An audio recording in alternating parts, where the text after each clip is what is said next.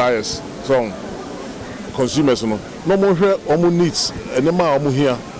No omu enko design the products benefit omu needs. Than say omu be tena office no ma abom to say we na ye koto man kofo. Because nya no mo pay. They say you hu the kofo no pay answer ye de other factors say oil and gas. First I need oil and gas, no insurance penetration is high. Oil and gas be mo no ama atiako because oil and gas no a move to change insurance premium eba no. So no we be so friend coverage or uptake of insurance. You know the population you know omo ye adwuma no. E move do saying a chemu 100 a move saying I was some type of insurance. Because I say obi o car, obi so auto micro insurance. Ghana no first 29%. South Africa next to South Africa. South Africa was 60%, 59%. Memphis is 60%, and then you were 29%. The whole Africa no, they toss number 2. Actually, say Ghana for no, insurance are 6% most African countries. Individuals don't work with them because until I say I'm a insurance, they say insurance for you know baby say you do the buy at 29% at that time. Last year research the number no are rising from 29% to 44%. Let's say, you be a boy manco for appreciating insurance. And what share any insurance agent for you being so educating come insurance fair no ase, mom so ekasaye edefa, and fasodia betimi enya insurance product in Mr. Kobane say, Ghana ni bi etobi edi free woman and Chenya. Come up, I bet insurance companies nina. I bet my other insurance companies no enya ayonkofa because insurance dear enye ntokwa e ma yenya ayonkofa nti e beboa ma ye hu like man fon so ahu ye say e wo so mo ye insurance na man fon so ahu insurance ahodo a e wo honom tin say ye general ye de ne aba moto any properties na ye de mobi ye life nti so obi person ye life I betimi ya recommend other insurance companies so I den ama ni panama na koye no wo say oh life for de obetimi akoye no aha say nti e beboa ye pa. I was on 4 years to Akasia Bono so Animal Research Institute. Woman say a war fraha a adenta kropomo and I'm so a binum edu or monkasa to me aquacotinas was easy. A dying Akasia say I was one. And a buying and I'm greater Accra Regional Security Council no so and Afia Denta Municipal Assembly must say dear. One akosumsa a dino a mudu no a good form. CSIR Animal Research Institute as a seno and no fraha, Adenta Mexico Assembly ni mu nkran no, ena abino enam Greater Accra Regional Security Council and Afia, Adenta Mexico Assembly ni so, ede don shire eduana watch 48 hours, edeko ye de ma omanfo modidi akosa ansase ni mu, se wo mo enhwe no mu ntu nse so omkuku nkaka kora mfamfiri honom.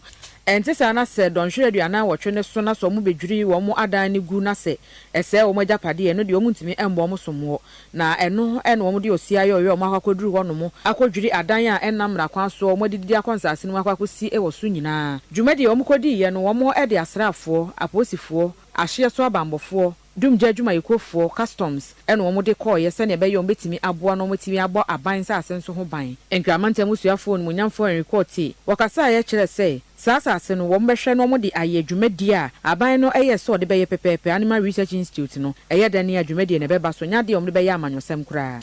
Yejina assembly echi because Emranoma assembly kwan at 936 section 97 Emma assemblies no to mean to pull down or remove unauthorized structures.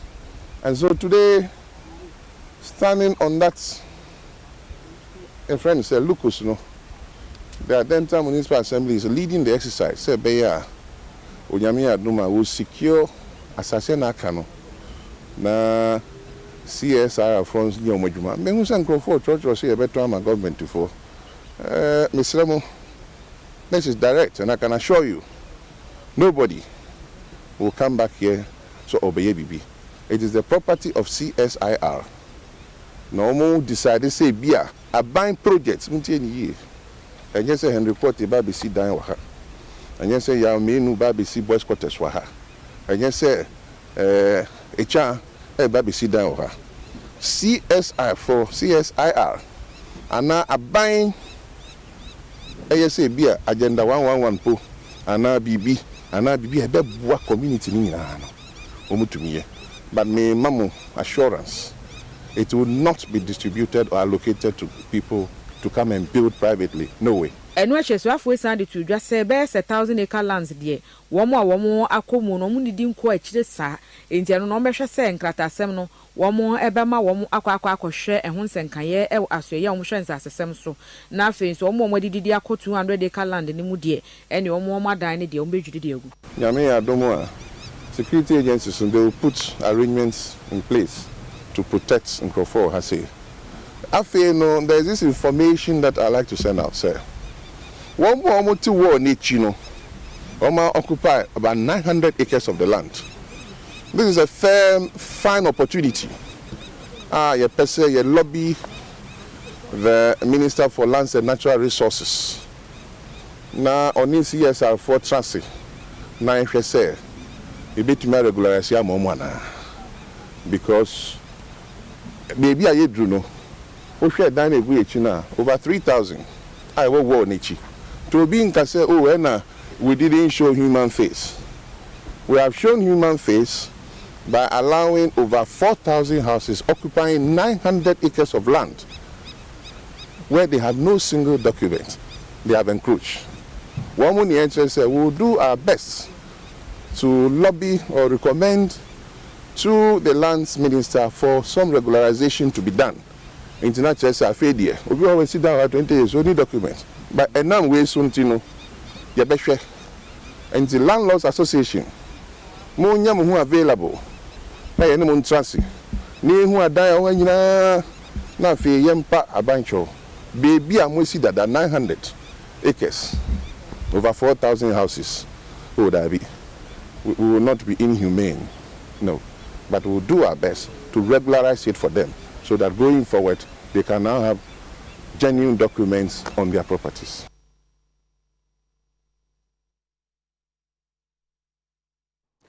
Ghana mampeni abedi echi Dr. Mamadu Bawumia edensem atudwa se mensin ba ko afiri dwuma ba ko 1 factory no Ghana man amfa makwa esanse na ado dankwa ekufu ado Ghana mampeni hihye se e wo se afiri dwuma etumi edoso man mu se ne be ya oman impuntu ebekoso nti omuda ho agina wanem se ombeboa se ne be ya sa dwumadi esi omani so no ebetumi akonanim.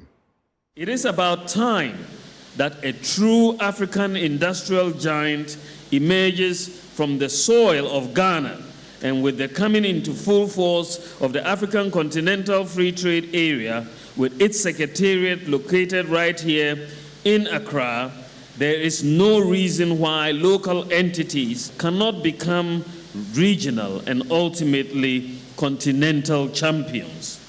From the very beginning of our tenure in government, industrialization has been a strategic priority of the President, Nana Addo Akufo-Addo.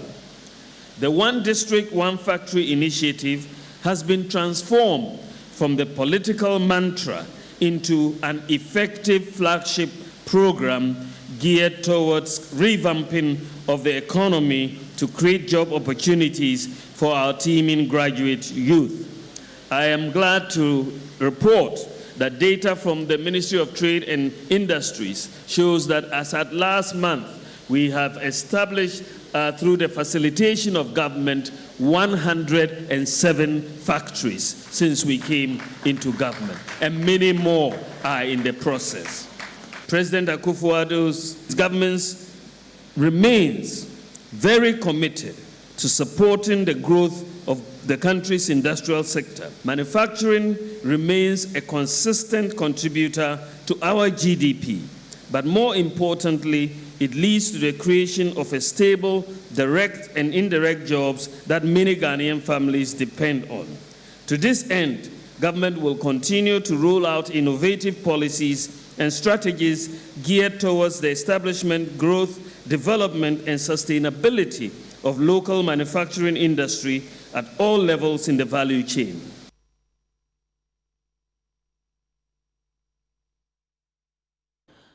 I was not for year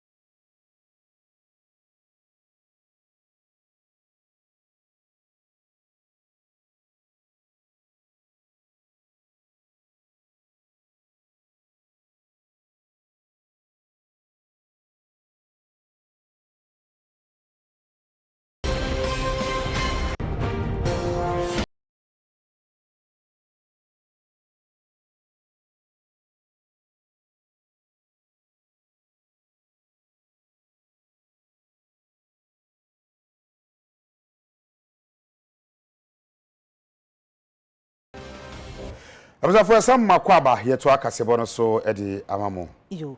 Yenya ntie se wokọ atifi mantemu a Ebola yade no ebia yiniti achese nipa ba kokora enya bi e wo honom enya ntie se ye nokre anase enya nokre yensem choni a wo fa nsem broye e watifi mantem e Alhassan Washid waba ahoma no so yebegusa no Alhassan so otimenka UTV enwumre kasebo suni majoe mejo so na te sen boko na nso e bibi aboko jo Alhassan no kresa Ebola ayiniti watifi mantem yo nokra ewo asen se Ebola case bia eni tamale impotem honomo. Okay. Now, according to Ghana Health Service Northern Regional Branch, no, and I pay no omoye simulation exercise. Now, simulation exercise via omoye edi actually say eba se Ebola eba Northern Regional se na ombe ICT handle that particular situation no and no and omo frɛ ɔsɛnkyerɛfo sɛ omo no simulating exercise no send on betimi relate information na media and I send a media no so betimi e dey asam no etudwa na unfortunate thing is after the time na exercise because media house personnel be late and after the time almost briefing crop say simulation exercise no ante the ombeti say send ombetimi aye press conference actually say yare esi na esi ha enti eno omo faaye e dey etu edwa say Northern Region Ebola case one case of Ebola omo report one case of Ebola but then enye no kure simulation exercise enti asemi eba ye no Mr. Ziblim ekasa ono no disease control officer our Northern Region.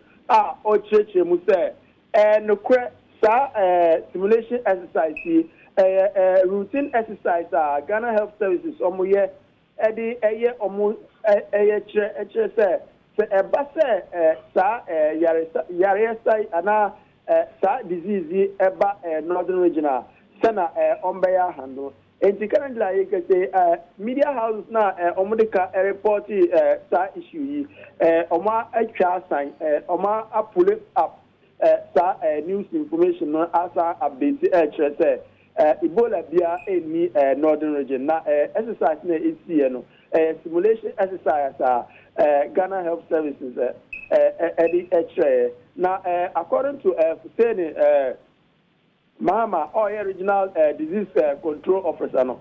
Or stress exercise we omo readiness me their combat Ebola is say omo say one patient and that will be yareno action or Northern Region. Now apart from that, no sena omni media person akasa and also omo exercise in the audio and video na eta echino simulation as na omoye to say omoye real press conference and a real press briefing extra baby ayare see victim be free na currently arrangement health personnel omoye e dey afọ enti nyina eno enye real make believe simulation na enye real enti ye ka ma ye hwefo actually say Semra Muka say Ebola ACL and omanya one patient ewo Northern Regional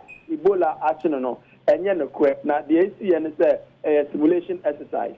Okay, mo yebedo as papa. Abusafo ye nsem choni ani din ade Alhassan Washid amanebo ena ode akogu no. Ye de nyame asese enye no kwe sanse Ebola de enko akiri kura nya yarepa ayahwefo tie a enya de no kwe ntino yemsomsa na yemfanko ye to asem no so na ye ko Ghana Armed Forces na Southern Command no edi dwuma bi na dwuma di omo edi ne se omadan ho no omo to aso auditorium ombenya kwan na fe omadi dwuma ho sanso na ye conference center ombetumi edi omo dwuma ho no dwuma di no akoso na Air Vice Marshal Frank Hansen ono ene gina mpanifo anem ede ho nsem atudwa se dwuma di a omde aso abofom ewo teaching mudi no sei ene ho nsem etie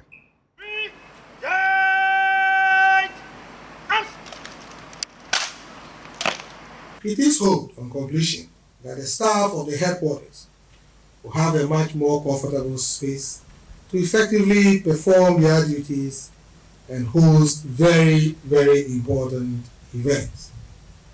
Ladies and gentlemen, as we were informed by the GOC in its opening remarks, it is a self-help project, and I'll join in to request for support and sponsorship from friends of the command, the Ghana Armed Forces, and other philanthropists in cash or material for the construction to make this noble vision a reality. I strongly believe that by the time we leave here, some favorable information on sponsorship will be coming to assist. It is my fervent hope that we give your maximum support to see the project through. As part of the Southern Command Headquarters Office Extension Project, I can only express my joy and thanks to the Almighty God for making this long-held dream a reality. The Chief of Defense Staff and indeed the Military High Command's vision towards the restructuring and modernization oblique expansion of the Ghana Armed Forces to meet contemporary security challenges facing our country is vividly evident for all to see. The expansion of the command headquarters office building to enhance efficiency of the staff and command in general is just one of the many efforts of Southern Command to ensure the realization of the Military High Command's vision. Currently, the command headquarters holds conferences and meetings with representatives of civilian institutions and officers of sister security agencies from the command's operation area of operation, which covers the western, north, central, eastern, OT, Volta, and Greater Accra regions in its operations room.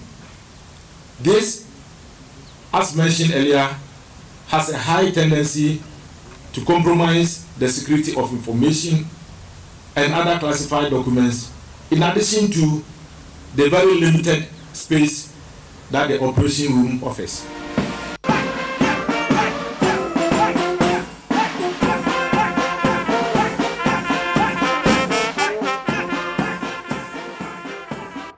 Abodie nyasape emfidijuma ene akontabuo ehun adusua meche STEM education a o man pese o miemu no yenya ne ntia so soafo wo hwe ehumasuan so no nyafo yawo osai adutwum ese ehun report mienu ena nensa aka.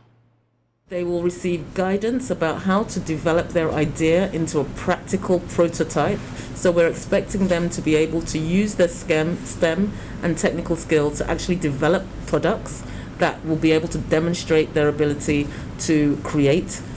We will also be asking them to develop their communications, problem solving, critical thinking, and skills so that they can really have an effective team dynamic. And then we will also be asking them to create a business plan or development plan from that, so that they're starting to think about where does this product go, who is it for, who is the audience, who is going to buy this product. And we really want to get them thinking on that entrepreneurial level at a really early stage, so that those skills they can use to continue to develop.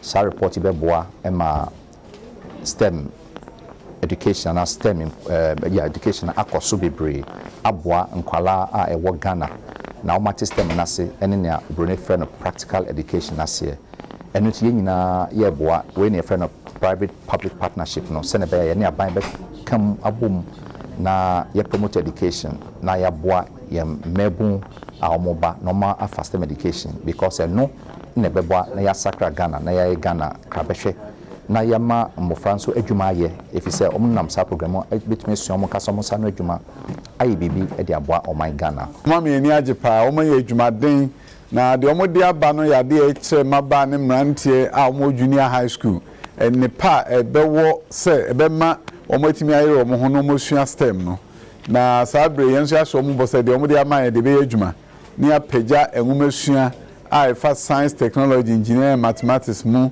na de akona nimpa sentim fide ho adwuma ne yesuo se abode mu nyansa hwehwe ne yeye o se pese be ye doctor fo ye pese be engineer for ne esase ye bia no ene dey o matintim ho krata de abrɛ sɛ wo fa kwan wo so a wutimi ye ni ye yenso ye befa so ne de aye ni ye amenwumesua etumpɔ wɔ Ghana na ma STEM abɛyɛ ade a obia abɛka ho asɛm wɔ Ghana nti dream over ye da mo ase.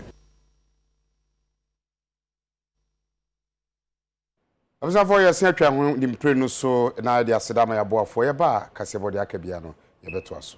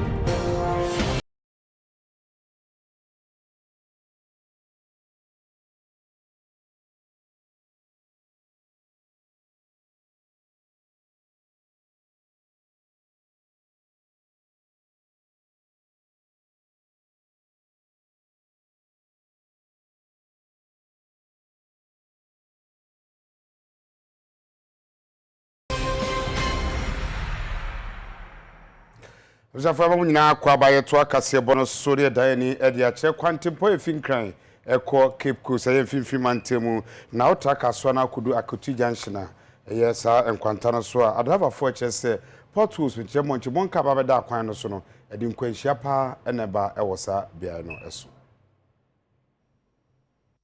ta nse benye ba bia fa no na afro ekwan ni na ma portals akese bebre atototo akutu junction na se ukasa boys ni yenso highways fo beto a se nya yan na ese ye so omu na ese omu ye no mo ma kwa ma won enso na flat ti bia we bia ka ni siwa chei eno an say ka na adan ya ense me na egufo isitoblim bidie ka no no so pia bo mecha no ya document ama fiti ade sa ade che inti highway ko ya ni inti abai no to wala ya de bia afi bia en pia sa ko promoti ya fa nto aba afi 4 years ye be yin. So the road is very bad and there are potholes all around. So I'm sure the bigger potholes, he couldn't see it because what is the night. And moreover, there are no street lights here. There are those things can show. Yeah, so that is the cause. Yeah, you who na side they are no dey. I be say so to make sure my cement na tia road no.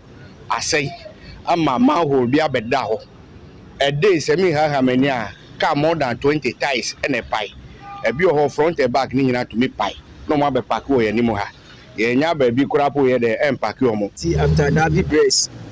I'm not a simple bedo a car nyinya accident rough. And car bedane and they are suka sandane. It's in painful as some motion among your pine man. I said, they be see a cotiano and yet a nyinya pa chesser painful motion among ye. If it's last week, I recommend cars I say blue 50. Me car ties 4 year papa. Photos not did ammonia. It's not time I did Zama. Yeah, we began your chima for me near Blepa. I answer maybe see it.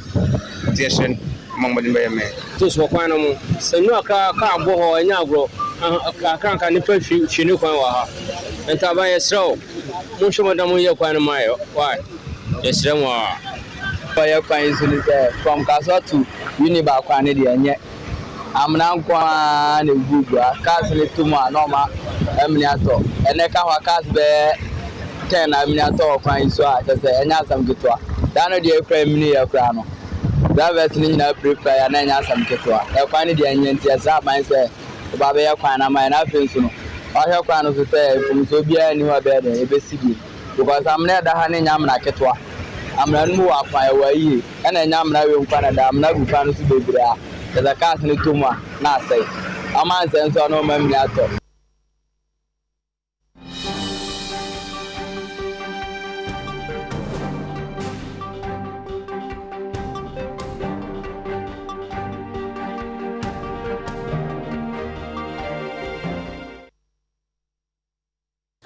Ye mama kwa baba kasebo eso na yede ko adwadie ensem emu MTN Ghana wonum ebie staff volunteering program na edi enda so no poto kasem was it 21 days of yellow care wadam sa dwumadie so ebeboa ama Ghana mabunu womatumi anya enwuma ye ewa bra wo hunchiri wonum ewosikasem mu 21 day of yellow care Jumadia MTN for womo ye no afibia no womo etese womo hyase emfie dunum nie enunti womo eguso a eboa sede ye be ya womo adwuma ye fo mutu ho che ewo enna aduonu baako entamu nie no womo ene womo customers ne Ghana fo bedi nkita ho ewo brono ene miamia hodo a womo edi dwuma ewo ho enunti no womo hyase June yi mu da na edi kan ya mo de beko na wie ye 21st June yi emu womo etese afiwe etire asem ya womo egina so no eye empowering communities to drive economic recovery na chese womo ebo eye miamia ene brono nipa womu achidom se de be ya oman yi be fa ntoma pafra e was adwade ekwan so enti womo ye ne saade a na womo efa konya no so abuobu nwuma ama Ghana fo no atumi anya bi aye enti afi wedie no womo ede omani ekọ eye graduate ya womo awie suku a womo anya adwuma anya ye mabunu ni titiriw e na afi so kwan ya be fa so ma Ghana ye sikasem no obi abenya kakra ede ahye ne gotom na afi so abefo ntentan fidie ho nsensem na ye digital skills training no wo mo edibi ama afoforo bibra ebetumi aboa ama aduakuo no enso chefa wo betumi aye ede aboa eye community no wo mo anya ne saa na education portfolio advisor Emma MTN Foundation eye ora Ebenezer Tepe wono ene UTV kasa ya wodi nchirichiri mu ebasi because we are talking about employment and answer juma ye ne insanu juma no yaba Accra Technical University hanom and the target ni omo ebewie school no because most of the time you see juma ni ho but the juma be brave online in Confonso nim send your mobile crowd people go there and then the normal sign out nim say o job man ejuma wo how to even they obey receive input now they attract ejuma no so another thing so those young people are almost person call out there we want to build that thing in them near chom how obey CV no mo they pay ejuma how they position themselves where your FBB said digital branding so your person school they introduce what we call the MTN digital caravan you bet because some deprived school B and then we'll take the teachers through because before you use smartphones you see you win so there market storm you be call a marketplace where we have traders, we have women, we have persons with disability who are doing all kinds of things but because of COVID I feel no more try say on be page on be so you be church on niama e be bo mo a on be timi dey on be juma nti niama we ya na e be ya fiti na akosi tama busum no be kwa wie enwachi enopani kwanchefo the National Entrepreneurship and Innovation Plan ano owura Kofi Ofusu nkansa enso eda MTN 4 ase se womudi akwanya sonko sei aba ama emmabunu no Jumadia MTN 4AD esombo pa fise COVID ebaye ede ahunhia ene ahokyere aba aman nyina Ghana yenso ye ka ho enti ohwa aban ede coronavirus alleviation and revitalization of enterprise support Ghana care support and program nearby say ebeboa enwuma nkuma ankora enwuma na free ahunhia na aboa yen amya go back to economic recovery na na MTN for so sa afi yellow care program yi aboa na sa economic recovery na yepe in our communities abaso nti ebebo MTN for abaso ye ene ewo mra sebedwam no dom kase ni kuma ni nyina emperefo ade anim no ene eye centralfo asia na nhyiemu no enkra no ekirese maame a oda eye public affairs ano director no maame kita do kirese dom kase no pani a oda o ma no onabo se chemensa bonsu bibinti wantumi amma nemom dom kuma ne de onabo Haruna Idrisu eba ne no ena onabo Haruna Idrisu ede to eye centralfo anim se Ejapade no wanyantie se aban epese okofa ba na NDC anase dom kuma ne de enya dom be makwan se Ghana famgudi ayewo no yede be kwakosi awoba o se moja akra na wonde be kwa age se ne be ya sa ejapa no enya de ebeba so. Why do you need to collateralize our mineral resources? This year alone, Ghana made $130 million from mineral royalties. You are seeking to borrow $500 million and collateralize your mineral resources. We've collateralized Get Fund in the name of Daichi. Today, if Get Fund takes 1.3 billion, 860 million is used to service debt. Is that what you want for our mineral resources? Certainly not. And you see, this particular government is interested in postponing its burdens into the future. In 2025, President Nana Akufo-Addo will not be the president of Ghana. Ken Ofori-Atta will not be the minister for finance. Therefore, encumbering the future will resist it and using our mineral resources and others to be able to fight it. But again, when you say Ejapa, related against to the numbers. Now, Martin Amidu, as special prosecutor, conducted a risk assessment on Ejapa. I still think that his findings and recommendations have not been adequately responded to. And to the extent that they have not been adequately addressed, including matters of corruption and graft associated with it, we would not support it. I have not been consulted anywhere. And many of the issues that they come and tell you Haruna has been consulted, ask for a date and time where I was consulted and where, and hold me responsible to it. It was a question of a strategic decision just at the point of voting. And even if you followed the debate yourself, you would have noticed that even whilst I was debating, I said, what next? Because the change in position only happened just about time that were to take a major vote on the matter. And those of us who yielded to that legal advice, we do not think that we are wrong anyway. If we are wrong, why do you think that the majority leader was asking the speaker that put the question when we're walking out? So it means that he himself knows what we sought to do with that decision. We simply are saying that if 137 members of parliament could not take a decision, how can 136 members of parliament take a decision? That is why we are in the Supreme Court. Because you would have noticed that we walked out with 136. At least go back to the record. Adutuwmwaa was not in the chamber, present and voting.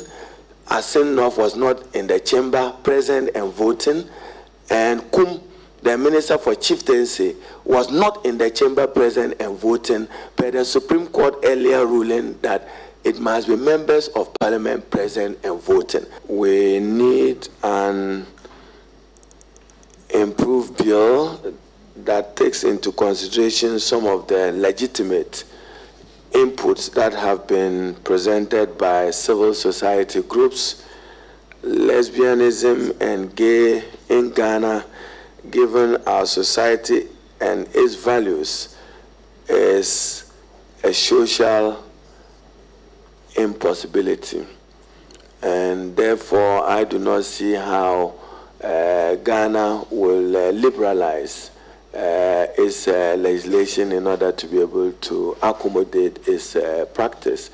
And the Committee on Constitutional Legal is seized with a mandate under our standing orders. I know the Honorable Sam George is very, very concerned and pushing very strongly, justifiably, for an early passage of that bill.